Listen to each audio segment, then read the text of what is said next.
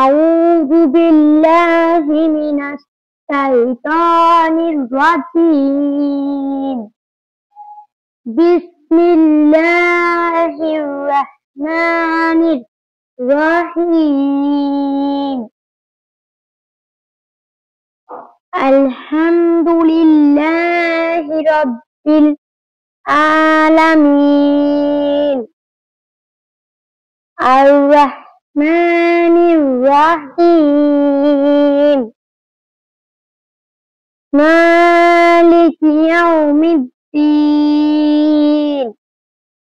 ইয়াকা না'বুদু ওয়া ইয়াকা নাস্তাঈন।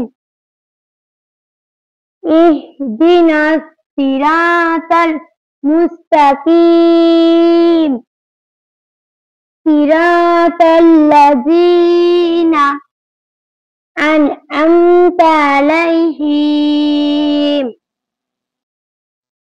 গায়রিল মাগদুবি আলাইহিম ওয়ালাদ-দাল্লিন। আমিন। অর্থ: সমস্ত প্রশংসা আল্লাহর জন্য, যিনি নিখিল জাহানের রব, যিনি পরম করুণাময়, অসীম দয়ালু, যিনি বিচার দিনের মালিক। আমরা কেবল তোমারই গোলামি করি এবং তোমারই কাছে সাহায্য চাই।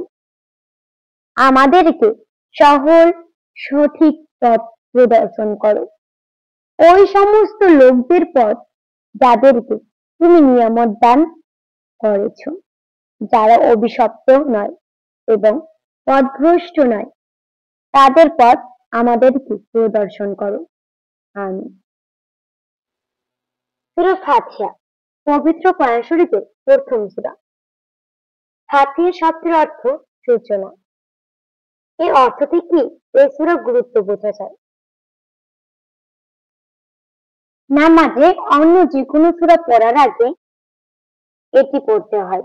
এর মানে নামাজ পড়তে সূরা ফাতিহা পাঠের মাধ্যমে অন্য সূরা বা আয়াতগুলো পড়তে হয়। সূরা ফাতিহা এমনই এক সূরা, কেউ যখন এর একটি করে আয়াত পড়তে থাকে, আল্লাহর সঙ্গে সঙ্গে সেই আয়াতের জবাব দিতে থাকেন।